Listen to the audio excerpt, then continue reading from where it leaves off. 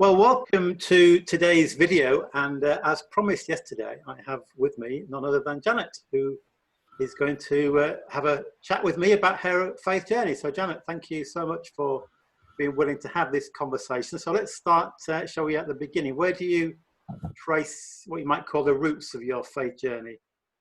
Okay, well, I grew up in Market Raisin, and I attended a Church of England school, and I attended Sunday school at the Methodist Church. My mum was taught the junior age. My dad taught the senior age.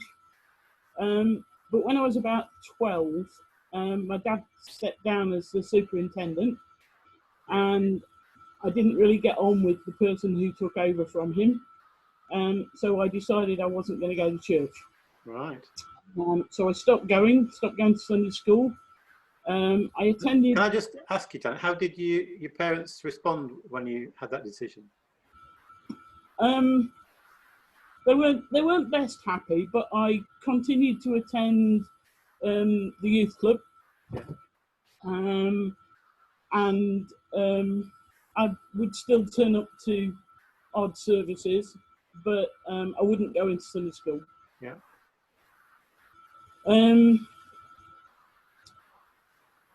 So about 2 years later, we had a new Anglican vicar in Market Raisin. Yeah. And he had two girls who were about my age, and he had a much greater focus on youth work. Right. And he developed Crusaders in Market Raisin and an ecumenical youth discussion group, which met on a Sunday night, which I became part of. Yeah. So who invited you along to that then? How did that happen? I think through some of the people who I met with at youth club, right. Who were going to it. I went along with them, if you see what I mean. And I recognised, I think, that there were people my age who had a relationship with God that I didn't have. Mm-hmm. And it was different. I wasn't sure what was different about it, but it was different. Yeah. So over the next few years, we attended a number of concerts at the Lighthouse Christian Centre in Grimsby, mm-hmm. Youth for Christ events in Lincoln. We went to Greenbelt, and each time, I think I kind of experienced something that I hadn't experienced before. Yeah. But I wasn't giving in. No way was I giving in. Still resisting. Oh, absolutely. I was a rebellious teenager, and that was it. I wasn't giving in. I mean, I know now that God was knocking at the door of my heart, but I wasn't letting him in. No way was I opening that door. And I did start going back to church at that point, because we often went to various different churches on a Sunday evening before we met as a youth group. Yeah. And at that point, along with a lot of other people, I became a member of the Methodist Church because I was going back to church. So what did that mean to you at the time? I think it was because other people were doing it, and I decided to go back to church. So it kind of meant something to me, but I had no relationship at all at that point. I think I wanted to go into policing. That was my chosen career, if you like, or in my head. Yeah. And it's another long story as to what happened there. But needless to say, I didn't get in.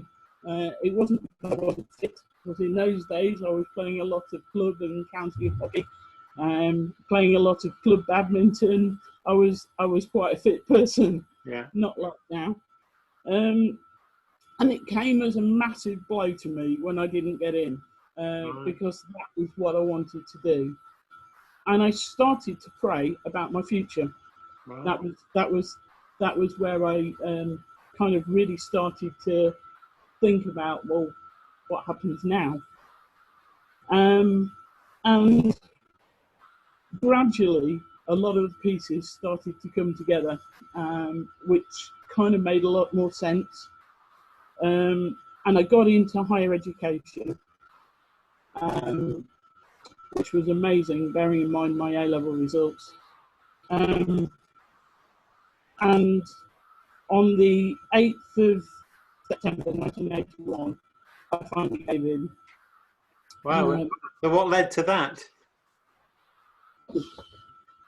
I think that there were so many coincidences that in the end I just said, you take it because you've got a better idea about it than I have. And that was kind of the start, if you like, Yeah. where I'd finally realised that actually God was bigger than I was, and He had better ideas for me than I did. And how has your faith developed over the years since then? Well, from there, that was just only a couple of weeks before I went away to university. Mm-hmm. So university life was important in two ways. I did an applied social science degree, and I had placements in education welfare and worked with young offenders in Bootle and Liverpool, and I worked with the probation service, Mm-hmm. and obviously that made a huge difference to how I shaped my career. Mm. And the other thing I did was I joined the Christian Union at university, and along with other people my age, I learned to read the Bible, do Bible study, to pray out loud. I lived with other Christians, and I learned to let God into all parts of my life, if you like, not just when I went to various different places, but Yeah. so it was a big development time, and obviously over cups of coffee into the wee small hours as we do as a student, we discussed all sorts. Yeah, so it's bouncing off other Christians and helping each other on that journey. Yeah.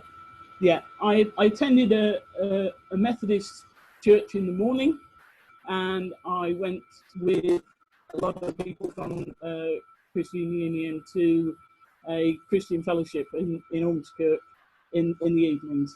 Right. So I was learning constantly and wanted to know more. And a lot of the Bible stories that I knew suddenly started having more meaning to me. Yeah. I knew them through going to Sunday school. I knew them through being in a Church of England junior school where the Bible was taught. But they were stories at that time. And as I was reading more, I was thinking, oh, that's what that's all about. Oh, I didn't realise that. Yeah. So it seems from what you've been saying that a lot of your faith development it's been with other Christians, but also particular events or circumstances through your life, really, that's helped you grow and develop. Yeah, I mean, I think there are other things that have helped me. I mean, in the summer holidays when I was at university, I served on staff on 3 Crusader holidays. Mm-hmm.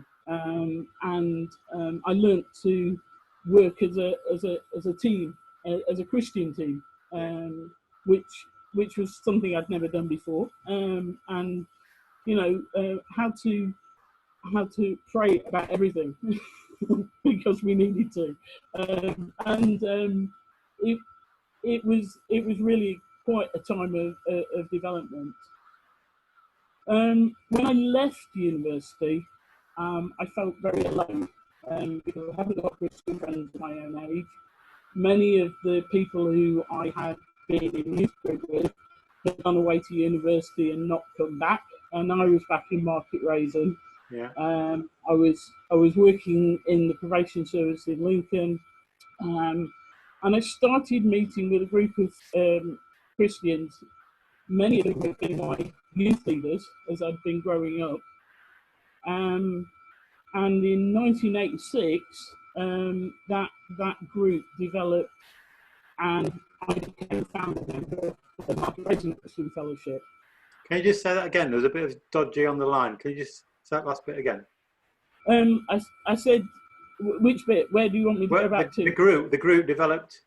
Oh, right, the group developed, and eventually it became, or a number of us became the first members of Market Raisin Christian Fellowship. All right, okay. So I was a founder member. And we went away on a retreat weekend. I remember doing that, and for the first time in my life, I was really filled with the Holy Spirit, and that was a major thing for me. Yeah, wonderful. We're kind of getting towards the end of the time we have. So, are there any other, before we ask the last two questions, any other key elements that you want to just mention? Well, just that you know, wherever I've been and wherever I've been in churches, whether that was in Swansea or Scunthorpe or here, I've tried to get involved. Yeah. You know, that's very much my thing, that I want to be involved. I don't want to be sitting on the sidelines at all. Brilliant. That's great. That's really helpful, Janet. That's really encouraging, I'm sure, to people who will be watching. So, if you were to give some advice to someone who, in their life of being a disciple or follower of Jesus, what would it be?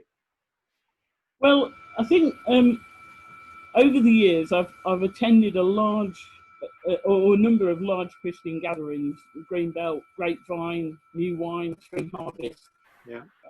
which have all been very challenging. But my main growth and my main support has come through being part of a small group. Yes. Or a midweek house group, or whatever you want to call it. Yeah. And I really believe that if you want to be real with God and with other people, and you want to grow in the faith, that we need to be in one.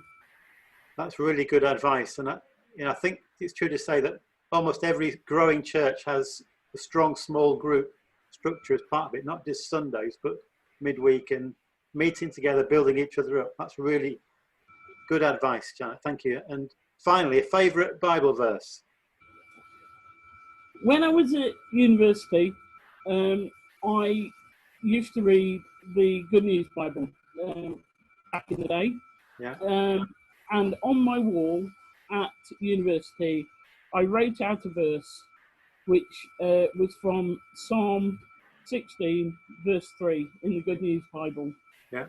And it says, "How excellent are the Lord's faithful people. My greatest pleasure is to be with them." Wow. And I think it was true then, and I think it's true now. That's brilliant. That's a really good point on which to end, Janet. So thank you so much for sharing something of your faith journey, and God bless.